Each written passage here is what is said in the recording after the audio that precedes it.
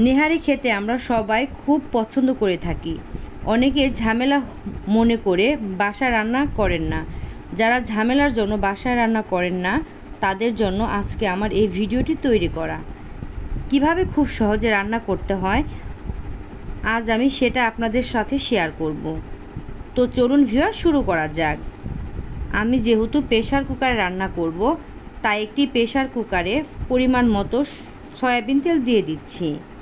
আপনারা চাইলে অন্য তেলও দিতে পারেন।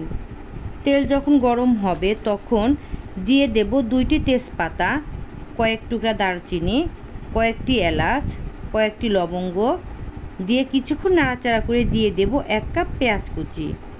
পেঁয়াজটা যখন একটু নরম নরম হবে তখন দিয়ে দেব 1 টেবিল চামচ আদা বাটা, 1 টেবিল চামচ রসুন বাটা, হাফ চা চামচ হলুদের গুঁড়া, 1 চা চামচ মরিচের গুঁড়া, 1 চা চামচ জিরার গুঁড়া, 1/4 চা চামচ গোলমরিচের গুঁড়া, স্বাদ মতো লবণ দিয়ে চুলার মিডিয়াম হিটে কিছুক্ষণ নাড়াচাড়া করে তারপর সামান্য পানি দিয়ে মশলাটা কষাতে থাকবো।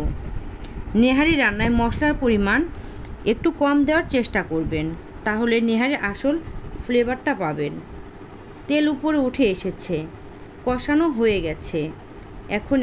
এখন এতে দিয়ে দেব রেডি করা গরুর পায়া। এখন চুলার মিডিয়াম হিটে কষাতে থাকব। কষানো হয়ে গেছে। এখন এতে দিয়ে দেব পরিমাণ মতো গরম পানি। তারপর আবার কিছুক্ষণ নাড়াচাড়া করে বলক ওঠা পর্যন্ত অপেক্ষা করব। বলক ওঠার আগে ঢাকনা দিয়ে ঢেকে দিলে তেল বের হয়ে যায়, সেজন্য বলক ওঠার পর প্রেসার কুকারের ঢাকনা দিয়ে ঢেকে দিতে হয়। বলক উঠে এসেছে। এখন ঢাকনা দিয়ে ঢেকে 5 থেকে 6টা সিটি দিয়ে দেব। 5 থেকে 6টা সিটি দেওয়ার পর নেহারি অনেকটাই রেডি হয়ে গেছে। এখন শুকনা মরিচ আর পেঁয়াজ বেরেস্তা দিয়ে নামিয়ে পরিবেশন করব। রেডি হয়ে গেল বিফ নেহারি রেসিপি। এটা দেখতে যেমন সুন্দর হয়েছে, খেতেও তেমন মজা।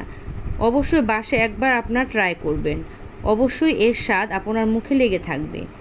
আশা করি ভিডিওটি আপনাদের ভালো লেগেছে। ভালো লাগলে অবশ্যই আমার চ্যানেলটি সাবস্ক্রাইব করবেন এবং ভিডিওটি শেয়ার করবেন ফ্রেন্ডস অ্যান্ড ফ্যামিলির সাথে। এতক্ষণ সাথে থাকার জন্য ধন্যবাদ।